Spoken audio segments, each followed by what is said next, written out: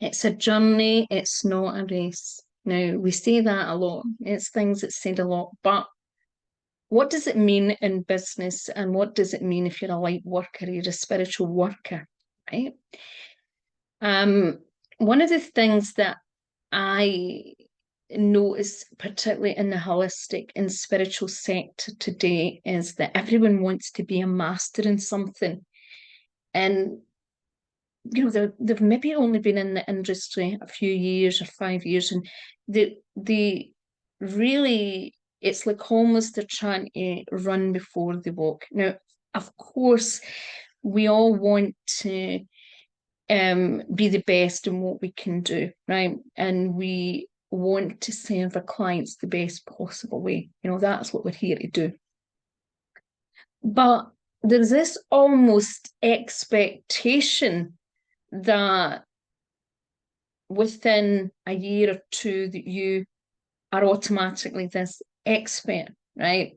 And it's like you can fast track your way into being an expert. You can fast track your experience. It's almost like just because nowadays that you can press a button to get your shopping, at the door in half an hour and all this kind of thing. It's almost like people think they can fast track their spiritual journey, fast track the level of skills, their experience.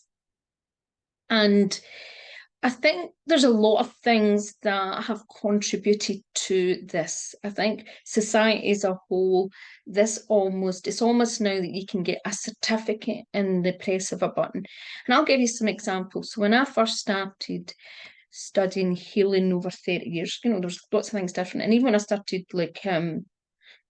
probably the best example is when I studied aromatherapy. When you studied aromatherapy, you had to have an anatomy, and you had to do anatomy for a year, or have an equivalent to anatomy what maybe a nurse had done at university, that type of thing, right? So you had to prove that you had this certain level of knowledge. Then you would at least do then a year full time at college. Now, for a variety of reasons, I had to keep going and repeating my aromatherapy and do things a bit differently because of my health challenges. But nowadays, sadly, um, you can get an aromatherapy diploma or aromatherapy. There's some of these training schools. It's insane. A person only needs to go a couple of weekends, and they've not enough time to even in these weekends to go over all sorts of things that would be contraindications, right? Are dangerous. That time alone, there's not enough time to go through all the possible things that can go wrong. And that person's now a qualified aromatherapist. That's just one example we've got a lot of things in the holistic therapy and healing industry where a lot of things I do believe to do with safety and effectiveness has been out the window, and a lot of common sense. And that's created mass problems in the industry because on one hand, I do understand is making things easier for people to learn, but at what cost to the client and the consumer? And I have to be honest, I've been on the receiving end, and it's something that I talk a lot on bad practice and people that, not just to do with bad practice, people that mean well, but don't have a certain depth of knowledge or experience to understand where they may actually be causing more harm because they're not taught it in their training school, or the training school goes on and on about all the benefits of what it can do, and it can help almost everything, but doesn't ever tell you about the situations where it's harmed someone or not being helpful, because it doesn't sell. There's no authenticity, there's no honesty. And because that person's naive, they are only at the beginning of their journey, they don't learn certain things until they're on the job. And you speak to, for example, holistic practitioner, healing, a therapist who's got 20, 30, or 40 years experience behind them. And you will see things from a completely different perspective if you ask them certain questions. And there's lots of, for example, I'm not going to name these modalities, but there's lots of modalities that have come out which, yes, are phenomenal modalities, but they make all sorts of claims.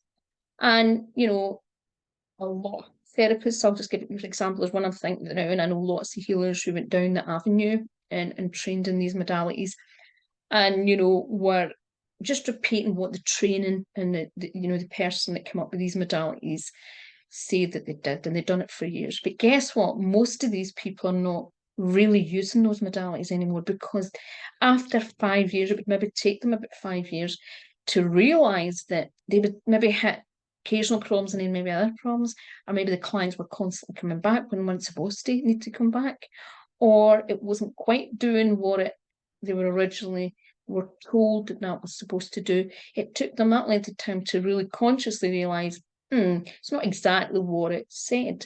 And that's an example. Now, being a master at something is, from a marketing and a business perspective, I always say to people, it's good to have your zone of genius and really get good at something from the client's perspective and from a business perspective, because what you're doing is your clients will and your audience are going to feel more calm and confident. There's nothing worse, believe me, going to someone that doesn't really know what they're doing, and you're spending money and feeling as if they don't really know what they're doing, right? It's a big difference when you go to someone who's confident and really understands. That's why I always do believe that the more that you can learn to focus on an area that you're really, really strong in and promote that, rather than try and be too broad, it can cause you less problems. But this thing about feeling inadequate because you are not where someone else is, you have to challenge yourself on that, because I've went to lots of healers and teachers, and some of them are a lot younger than me, and I've learned phenomenal amount. I don't have a chat, not I'm not jealous or resentful. It's just, I'm just grateful that I can learn from them, and I understand that their experience and their journey and their mission has brought them to where they are. But we do have a really strange sort of, I don't know where it's coming from. This I suppose I know some of it, what's coming on, but there seems to be other things that's going on in the mix. And the spiritual sector, particularly the almost people, get really, really triggered when someone has achieved a certain level of success that they haven't achieved, or appears to be more experienced, or whatever, right? Rather than look at them and think, oh wow, I can learn from this person, or they're at that stage because of that. And I'm going to give you some examples. I get people sometimes that say, well, I wish I was, you've got this, this, and this, but I actually would challenge anybody, would someone want my life? So, I made lots and lots of sacrifices that I know that most people that I know would never make, or would be willing to make, for me to do the things and have the experiences that I have. Made lots of sacrifices in relation to my day-to-day living. Some of my circumstances were presented to do with my life path. My challenges were what created those experiences. So a lot of people, it's like, people say they want someone, oh, I'd like to be more like them, I'd like to do what they're doing. But when you ask them, would you really want their life? That's a completely different question.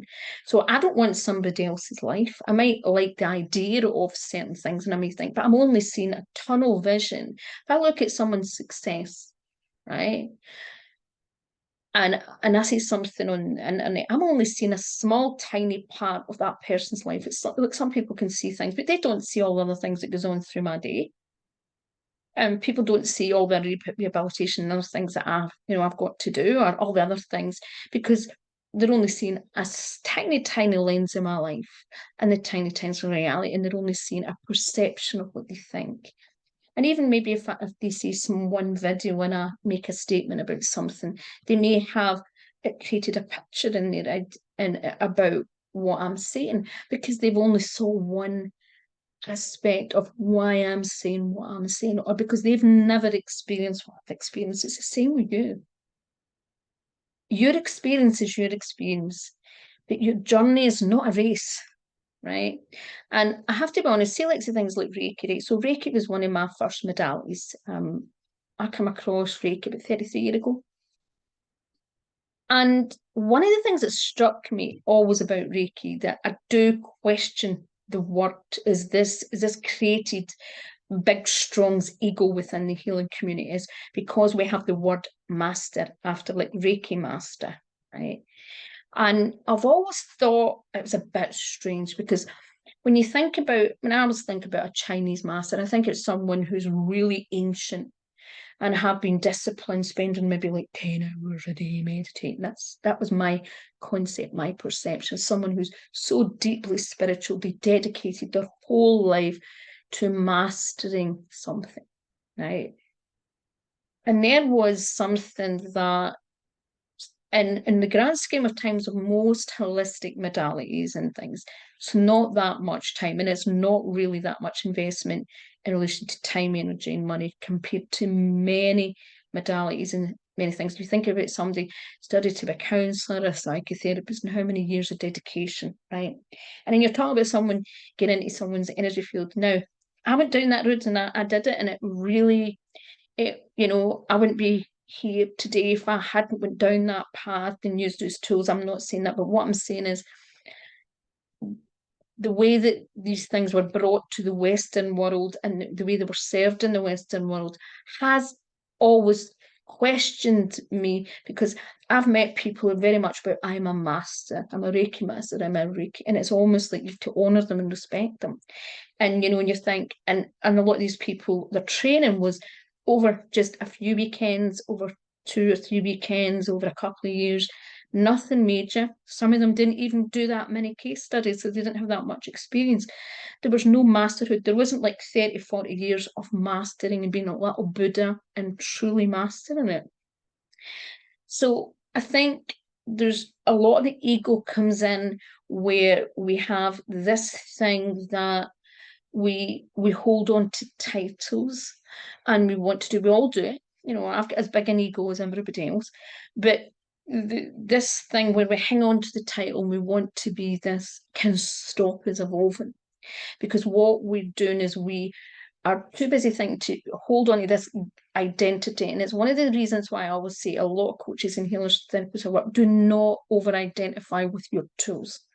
If you are stuck on and holding on to your tools and you build your business around your tools, when something better comes along or something more evolved or your consciousness changes or your way you see things change, and you might think, oh my God, you're lost because the tool that you use may not be what is the part of your next step. And that means that you're so over-identified, you struggle to let go of that. Right? Your path and your mission is not your tools or technique. It might be part of it. But your soul mission, your life and soul purpose is aspects of you, your essence, your gifts, your experience, and part of the tools and technique. But don't get trapped in that, and don't get trapped in that. Expect yourself to be where somebody else is be when you have not been on their path. Of course, it's good to be able to stretch yourself, and when we see other and we're inspired by someone or someone's level of insight, it can help pivot us to grow and encourage us and empower us to stretch ourselves. I've met lots of people along the path where I remember about, say, maybe 20 years ago, 15 years, between 20 and 15 years ago, I was friendly with a couple who tried to wake me up to so many things. I thought they were loonies, to be honest. I was friends with them. I thought most of their opinions were absolutely off the wall. I thought they had lost the plot. And I'm so sorry now because I realised that these people were trying to give me a gift. They were trying to help me consciously evolve way beyond in certain levels. There were certain things I was very aware of and evolved more than most people round about me. I was very consciously aware of things. And now I didn't even realise I was more aware of other things than other people. It was actually COVID that woke me up to make me realise that I was actually more awake than what I thought I was, right? But it was other things that I was resistant to, that I couldn't see because I wasn't ready, right? My mind was not open enough. I was not at that point in my journey. Did I ever, look at these people and be resentful? Of course not, because everybody helps us with our journey. If resentment is coming up, if you're really, really triggered, you have to think what's going on. Is it you don't feel enough? Of course, we all have things about when we don't feel enough. What's really going on?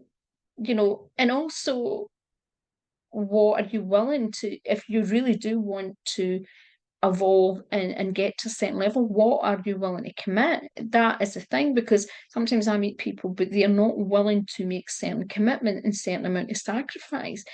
And it's about what you're willing to do to achieve something.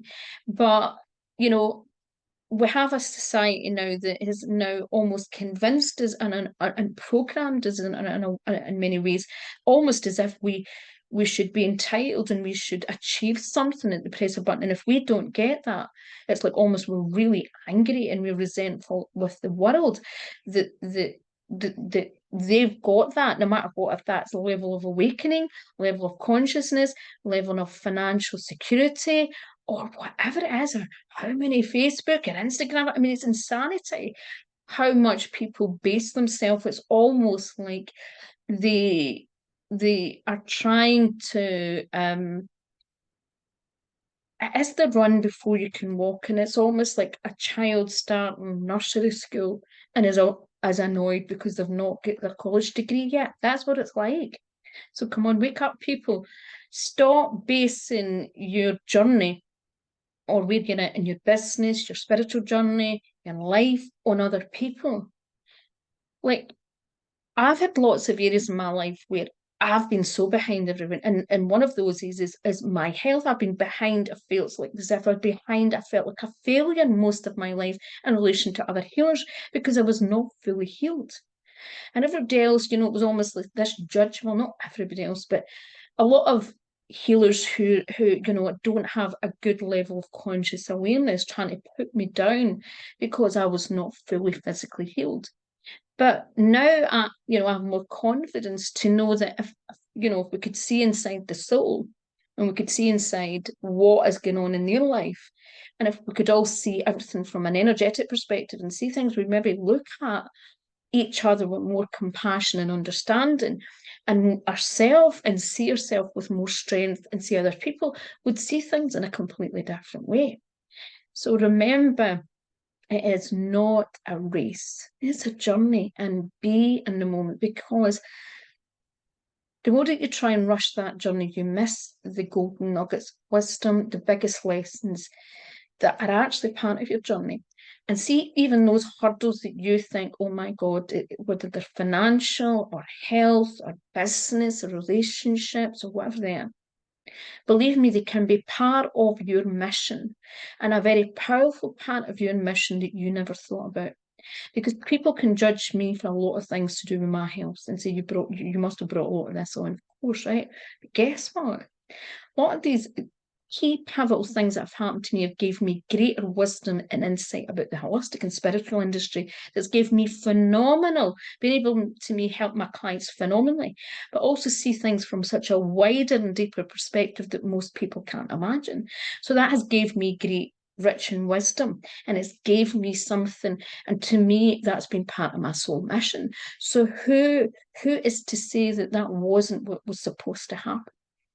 Who knows? So, be kind, be compassionate towards yourself, but remember, it's a journey. It's not a race. Have a beautiful day, everyone. Bye-bye. Make sure that you like, subscribe, and check out my latest freebies and courses and my new Light Workers portal membership. Bye bye for now.